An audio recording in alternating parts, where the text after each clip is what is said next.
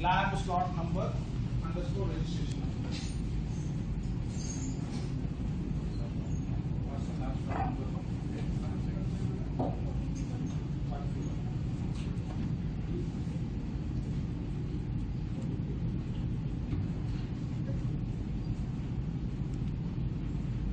So I am just giving the you type your registration number. Okay, underscore. This way. You give all other things, project location, okay, home, MATLAB, work directory, everything on the same. Okay, you just press OK. In this window, it will ask for create new file, add existing file. When you come for the next class, you can add or you can open the project directly. So for the first stage, you give create new file. So here, when you give a file name, you please mention if I am having a task 1, then you mention task 1. What is the work you are doing, and then underscore your serial number, your registration number. So let us take one.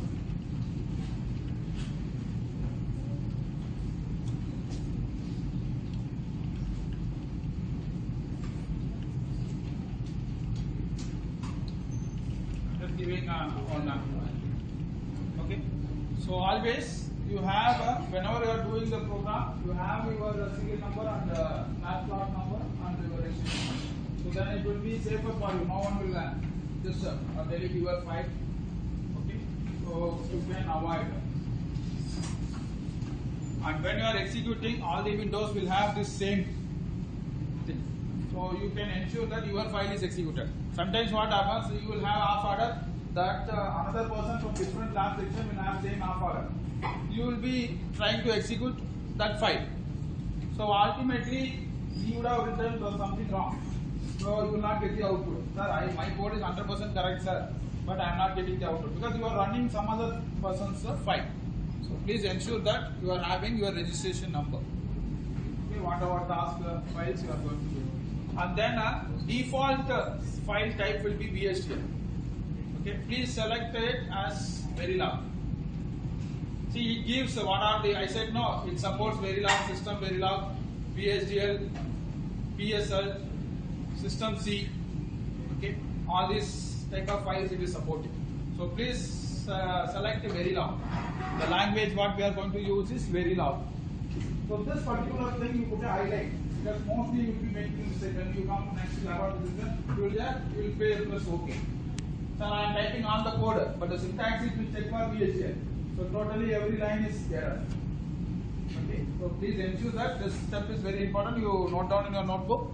Mostly students will make mistake because of a lack of practice. So when you are practicing, then it will be okay. But initial stage, it will be difficult. So please mention that the file name is Verilog. Then give OK. So you can see that every window, all your informations will be there.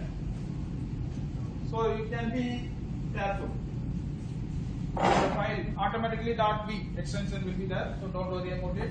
Stands for Verilog. VHL or VHD stands for VHDL language. So ensure that it is .v. Right. Okay. That is a very important thing. Okay. So you will be getting the project name here. Okay. Project name will be your registration number. Here also your registration number. You are comfortable. When you are taking the snip and pasting, you can ensure that you are result. So when they are verifying, it will be easier for them.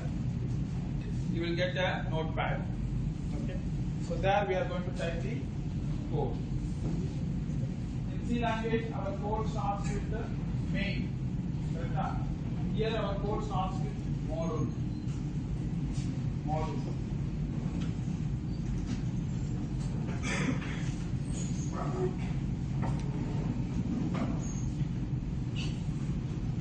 Module is the same name you give here.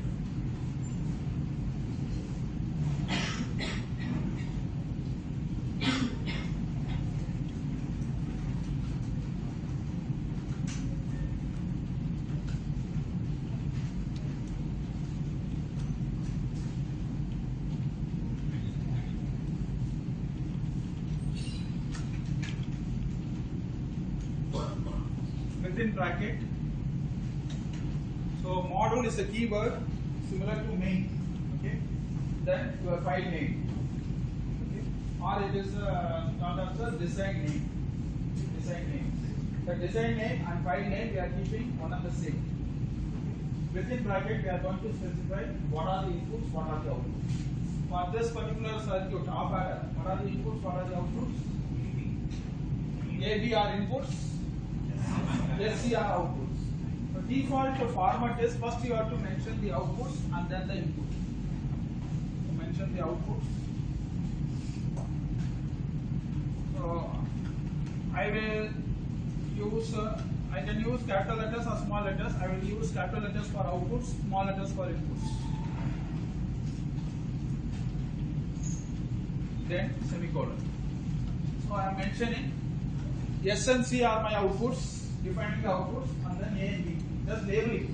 What are the inputs, what are the outputs. Okay. We declaring the variables. How you will be declaring? Integer, int. Okay, here we are going to declare input output. Input A comma B, small letters, output